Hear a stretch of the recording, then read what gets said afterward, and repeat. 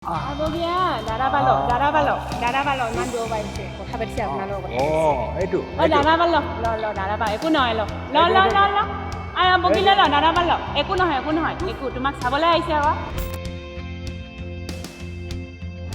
জল্দি আহ এই আমাৰ সৰু পোৱালি দেই এইজন আমাৰ সৰু পোৱালি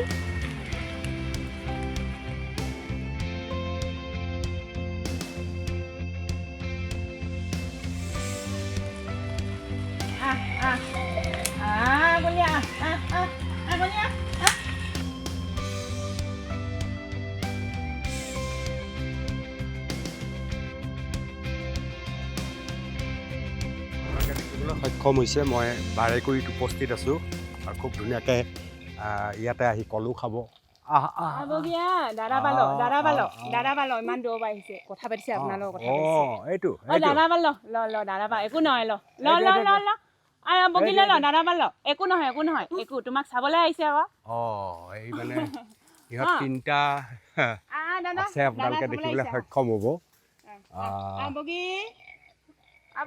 খুব ভালকৈ সিহঁতক চিনিও পায়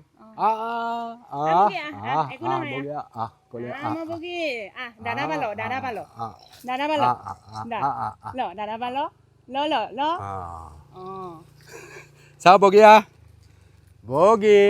বগীয়া দাদা পালোহিয়া ইমান হেঁপাহত আহিছে এইটো লওকচোন এইটো জাহাজী কল বহুত ভাল পায় জাহাজী কল ভাল পায় বগী বগী দাদা পালো ল দে বগী ল মাইকীবিলাক বগা মুগা প্ৰকৃতি ন মাইকীখিনি দাদা আহিছে আকৌ তোমাক চাবলৈ কি অপূৰ্ব দৃশ্য আপোনালোকে দেখিছে আৰু আপোনাৰ নামটো কি মোৰ নাম দীপ্তি বৰাৰ মানে মই মাজে মাজে সামাজিক মাধ্যমত ফুটেজবিলাক দেখি থাকোঁ মোৰ হেঁপাহ এনেকুৱা আছিল যে মই এদিন বাৰেকুৰিলৈ আহিম মানে ইহঁতৰ লগত কেনেকৈ সম্পৰ্কবিলাক হ'ল আপোনালোকৰ সম্পৰ্ক মানে এনেই আমাৰ গাঁৱত চবৰ লগতে সম্পৰ্ক আছে তথাপিতো মই সিহঁতক অকণমান বেছি মৰম কৰোঁ যে এতিয়া মোৰ মাতটো বুজি পায় মই নামো ৰাখিছোঁ বগী কলীয়া এতিয়া এই পোৱালিটো মই এনেই চুনু মুনু বুলি নাম থৈছোঁ দেই এতিয়া তাৰপিছত সেই তাকে যাৰ মৰম বেছি পায় তাৰ ওচৰলৈ বেছিকৈ আহে বুলি কয় যে মই আপোনাৰ ঘৰত দেখিছিলোঁ মই ৰাতিপুৱা ঘৰত দিলোঁ এতিয়া তাৰমানে এইফালে জিৰণি ল'বলৈ আহিলে পোৱালি ল মই ধুনমুনু ল এইটো এই 2 বছৰ হোৱা নাই এতিয়া তাই 2 বছৰ হ'ব এতিয়া 2 বছৰ হোৱা নাই কিমান বছৰ ধৰি আপোনাৰ মনত পৰে ইহঁত এনেকৈ মই 2002 চনৰ পৰাই মই সিহঁতক তাৰমানে এনেকৈ কল চল দি থাকোঁ সামাজিক হেৰিয়ত মই এতিয়া ফেব্ৰুৱাৰী মাহতহে খুলিছোঁ আকৌ পেজ এটা তথাপিতো মই আগৰ পৰা সিহঁতক এনেকৈ আলপৈচান ধৰি আছোঁ বাৰু তো ইহঁত এনেকুৱা সাৰা ঘৰৰ হেৰি হৈ গ'ল যে নাথাকিলে চাগে অকণমান নিজে খুব ন ল'ব বগী ল মই চিনাকি দি দিলোঁ যে আপোনাক বগী ল বগী বগী ল একো নহয় ল বগী কথা পাতিছে আপোনাৰ লগত মোৰ লগত কথা পাতিছে নাথাকিলে চাগে এটা মই আমাৰ ছোৱালীজনীক থ'বলৈ মই গুৱাহাটীলৈ গৈছিলোঁ তেতিয়া তাৰমানে ৰাতিপুৱা খিৰিকি ফালৰ পৰা আহিছে দেই আহি কিনে এনেকৈ চাই আছে মোৰ শাহু মা দিলে দি কিনে অকল এটা ল'লে তাৰপিছত আৰু এটা লৈছে একদম খঙত হেৰি তাৰমানে মনটো এনেকৈ কৰিলে মাথাটো জোকাৰিলে তাৰপৰা গ'লগৈ হেনো বেজাৰত আহি কিনে কৈছে মোৰ বৰ দুখ লাগিছে ন সেনেকৈ কৰাৰ কাৰণে আমাৰ শাহু মায়ে এটা বাৰেকুৰি আচলতে এটা বিশাল অঞ্চল আৰু এটা অঞ্চলৰ এটা অংশৰহে বৰ মন লোভা দৃশ্য এটা মই আপোনালোকক দেখুৱাইছোঁ মোৰ লগত এটা ভাইটি আছে তাৰ লগত মই মুখামুখি আপোনালোকক কৰোৱাম যিয়ে আপোনালোকক সমগ্ৰ বাৰেকুৰিত কিমান এতিয়ালৈকে আছে সেই সম্পৰ্কে ক'ব খুব ভালকৈ লাগি আছে বিপ্লৱ চুতীয়া বিপ্লৱ কোৱাচোন গোটেই বাৰেকুৰি আমি মন কি বাততো শুনিছিলোঁ নহয় জানো স্বয়ং প্ৰধানমন্ত্ৰীৰ মুখত কিন্তু কেনেধৰণে ইয়াক লৈ এটা পৰিকল্পনা কৰিব পাৰি হয় বৃহত্তৰ বাৰেকুৰি অঞ্চলটোত আপোনাৰ গাঁৱৰ বাৰীমূৰে একোখন বনাঞ্চল হিচাপে বাৰেকুৰি অঞ্চলৰ প্ৰতিজন গাঁওবাসী একোজন বনকৰ্মী হিচাপে হলুখিনি সংৰক্ষণ কৰি আছে ইয়াত মানে বৃহৎ মানে পৰিকল্পনা কৰিব পৰা যায় ইতিমধ্যেই পৰ্যটনৰ দিশটো মানে গঢ় লৈ উঠিছে মানুহবিলাকে সংৰক্ষণ কৰিছে আপোনাৰ বিশাল এখন বাৰীত আমি এতিয়া আছোঁ ডাঙৰ ডাঙৰ মানে হুলুং গছ, অসমৰ জাতীয় গছ, ইয়াত আপোনাৰ হুলুং গছ, আপুনি হুলুং গছ আছে, হেৰি আছে। এই গছসমূহ কোনো ধৰণৰ এখন ফৰেষ্ট নহয়, মানুহৰ বাৰীসমূহতে হ'লেওখিনিৰ কাৰণেই মানুহৰ ব্যক্তিসকলে মানে সংৰক্ষণ কৰি ৰাখিছে। এই সংৰক্ষণ কৰি থোৱা এই মানে আপোনাৰ বনভূমিখনৰ বা গছ গছনি নাকাটিবৰ কাৰণে মানুহক অনুপ্ৰাণিত কৰি এই চৰকাৰখনে বিশেষ পদক্ষেপ গ্ৰহণ কৰিব পৰা যায়। চৰকাৰখনে যিহেতু গছপুলি ৰোপণ কৰি আছে, এজোপা গছপুলি ৰোৱাৰ বিনিময়ত বহুত টকা খৰচ কৰিছে, কিন্তু একো খৰচ নকৰাকৈ এই মানে ব্যক্তিসকলে এই বাৰীসমূহ গঢ় লৈ উঠিছে। এই ব্যক্তিসকলক যদি অনুপ্ৰাণিত কৰা হয়, পৰিকল্পনা কৰা হয়, তেতিয়াহ'লে নিশ্চিতভাৱে মানে চৰকাৰখনৰ হ'লেও সংৰক্ষণৰ লগতে যিটো বায়'ডাইভাৰ্চিটি বা ইয়াৰ পৰা যিটো মানে আপোনাৰ অক্সিজেন দিছে, তেনেকুৱা পৰিৱেশৰ কাৰণে চৰকাৰখনে বহুত কাম কৰিব পাৰে। ইয়াৰ উপৰিও হ'লেও যিটো সংৰক্ষণৰ কাৰণে বা বাৰীসমূহত গাঁওসমূহ আছে, কেতিয়াবা এনেকুৱা সময় হয় হ'লেওখিনি নাপাবও পাৰে, তেতিয়া এটা সঠিক তথ্য কেন্দ্ৰ যদি ইয়াত মানে আপোনাৰ নিৰ্মাণ কৰা হয়, সেই তথ্য কেন্দ্ৰটোৰ পৰা বহু তথ্য আহৰণ কৰিব পৰাকৈ এনেকুৱা তথ্য কেন্দ্ৰ যদি চৰকাৰৰ উদ্যোগত যদি নিৰ্মাণ কৰা হয়, তেতিয়া সেই সমূহ সুবিধা হ'ব। আৰু এটা যদি বাৰেকুৰি অঞ্চলৰ ইয়াত আহি কেনে কি লৈ যাব, কিবা এটাতো মানুহে লৈ যাব বিচাৰে চিনস্বৰূপে।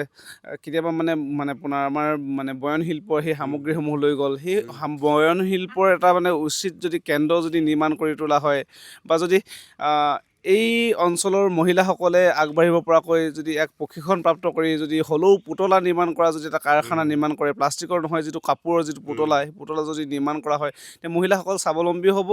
আৰু ইয়াৰ এটা মানে চিম্বল বা চিহ্ন, মানে হ'লেও চিহ্ন এটা মানে দূৰ দূৰণিলৈ পৰ্যটকসকলে লৈ যাব পৰা এটা ব্যৱস্থা আছে।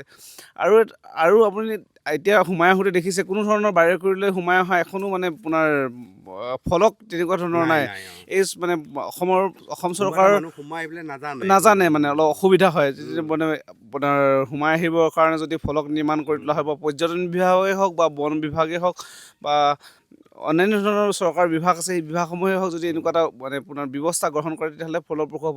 আৰু এতিয়াও এই অঞ্চলটোৰ বহু মানুহে বনৌষধি ব্যৱহাৰ কৰি আহিছে। যদি বনৌষধিৰ মানে উদ্যান নিৰ্মাণ কৰি বনৌষধিৰ ব্যৱহাৰ বা বনৌষধিৰ প্ৰচাৰ, এই ব্যৱস্থাবিলাক যদি চৰকাৰে গঢ়ি তোলে, তেতিয়াও আমাৰ মানে চৰকাৰৰ লগতে আমাৰ মানে বাৰেকুৰিবাসী উপকৃত হ'ব বুলি আমি আশা কৰিব পাৰোঁ। কিমান হ'লেও আছে এতিয়া বাৰেকুৰি অঞ্চলত 22টা হলৌ বান্দৰ আছে, বা 5টা পৰিয়ালত 22টা হলৌ বান্দৰ এতিয়াও আছে। 22টা আছে, হয়। মাজতে মানে চৰকাৰলৈ আমি মানে একো নাই কৰা, হলৌ সংৰক্ষণৰ ক্ষেত্ৰত এটা প্ৰধান অন্তৰায় আছিল, ইলেক্ট্ৰিচিটি তাঁৰত লাগি কিনে বহু হলৌ বান্দৰ মৃত্যু হৈছিল। কিন্তু সেই সমস্যাটোৰ পৰা চৰকাৰে আমাক পৰিত্ৰাণ দিলে। কিন্তু আৰু হলৌখিনিৰ কাৰণে আৰু কৰিবলগীয়া কাম আছে। আমি মানে আপোনালোকৰ এই মাধ্যমৰ জৰিয়তে আমি কেতিয়াবা আহিছেনে ইয়ালৈ? মুখ্যমন্ত্ৰী আহিছে, কিন্তু হলৌ চাবৰ কাৰণে মুখ্যমন্ত্ৰী অহা নাই। মানে আপোনাৰ বনমন্ত্ৰীও অহা নাই, বনমন্ত্ৰী মানে তদানীন্তন বনমন্ত্ৰী প্ৰমীলাৰাণী বাইদেউ তিনিচুকীয়া ভ্ৰমণৰ কাৰণে আহিছিল। টেলিফোনিক বাৰ্তালাপতে আমি বলিন চেতিয়া ডাঙৰীয়াৰ লগত টেলিফোনিক বাৰ্তালাপতে তেখেতক আমি 2017 চনতে আমি আমন্ত্ৰণ জনাইছোঁ। তেখেত আহি হলৌ বান্দৰ চাই গৈছিল।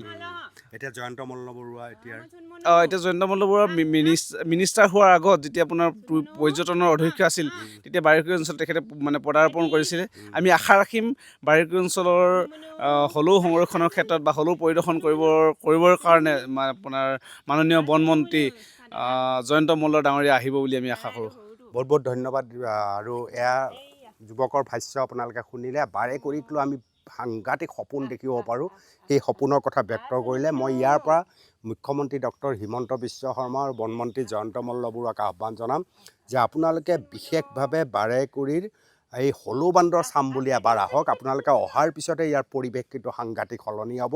আৰু বাৰেকুৰিৰ মানুহৰ কথা ইতিমধ্যে প্ৰধানমন্ত্ৰী নৰেন্দ্ৰ মোদীয়ে মন কী বাতত কৈছে, এই অঞ্চলটোৰ কথা কৈছে, এই মানুহখিনিৰ কথা কৈছে।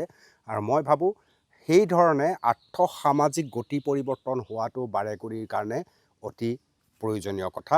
সমগ্ৰ ভিডিঅ'টো দেখি কি অনুভৱ কৰিলে জনাব, কিবা এটা ক'ব। মই মানে মাজতে এটা ক'ব বিচাৰিছোঁ, মানে পৰ্যটন প্ৰমোচনৰ কাৰণে আমি বাৰেকুৰি প্ৰমোচনৰ কাৰণে আমি বিশেষ কৰা নাই। মানে আপোনাৰ আজি হওক ছ'চিয়েল মিডিয়াই হওক বা আপোনাৰ মানে সংবাদ গোষ্ঠীয়ে হওক বা সেই কামবিলাক আমাৰ কৰি থকা হৈছে। বহু মানে বাৰেকুৰি অঞ্চলত বহু মানে প্ৰচাৰ মানে হ'ল।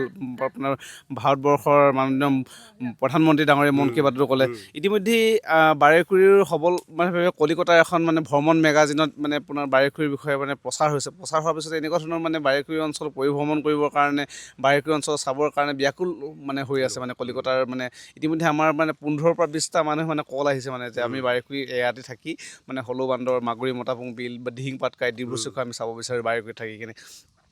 বহু সম্ভাৱনা আছে প্ৰমোশ্যনৰ কাৰণে চৰকাৰখনে আৰু কৰিব পাৰে মানে এটা মানে সামান্য এটা লেখাহে ওলাইছে কলিকতা এখন মেগাজিনত, কোনো ধৰণৰ সেই নিজৰ ব্যক্তিগত হেৰিত লিখিছে। যদি চৰকাৰে ইনিচিয়েটিভ লয় তেতিয়াহ'লে এই সৰু সৰু অঞ্চলবিলাক পৰ্যটনৰ ক্ষেত্ৰত মানে বহু ক্ষেত্ৰতে মানে আগুৱাই যাব। ইয়াত ৰিজৰ্টৰ ব্যৱস্থাটো কৰিব পাৰি, গেষ্ট হাউচৰ গেষ্ট হাউচ ব্যৱস্থা আমি মানে কৰোঁ যে অসম চৰকাৰে হোমষ্টে ব্যৱস্থাটো মানে হোমষ্টেৰ কাৰণে অনুপ্ৰাণিত কৰিব লাগে। ডাঙৰ ডাঙৰ গেষ্ট হাউচ হ'লে মানে কিছু অসুবিধাও সন্মুখীন হ'ব পাৰোঁ। সেইকাৰণে আপোনাৰ যদি মানে আপোনাৰ হোমষ্টে ব্যৱস্থাটো কৰি দিয়ে তেতিয়াহ'লে বেছি ফলপ্ৰসূ হ'ব বুলি আমি আশা কৰোঁ।